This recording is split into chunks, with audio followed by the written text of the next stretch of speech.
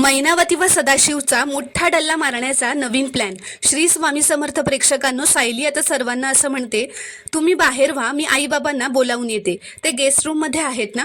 तर इथे सदाशिव व मैनावती त्यांच्या खोलीत असतात.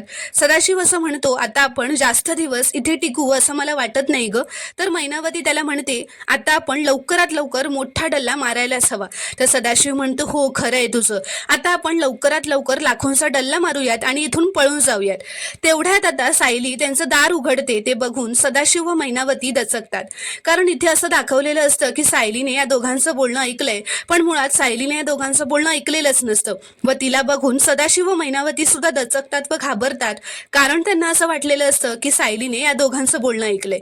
इथे दुसरीकडे प्रिया अश्विनला असं म्हणत असते की मला या घरच्यांचं काही नाही वाटत रे अश्विन, आणि एक चान्स गेला म्हणून काय झालं, आता ना मी असं काहीतरी करेन की ते सायलीचे खोटारडे आईबाप आपल्या घरातून ना स्वतःहून निघून जातील. तू बघतच राहता फक्त, त्या दोघांना ना मी आपलं घर मोडू देणार नाहीये. प्रेक्षकांनो, तुम्हाला जर का हा शॉर्ट रिव्ह्यू आवडला असेल तर व्हिडिओ लाईक करा व चॅनलला प्लीज सबस्क्राईब करा.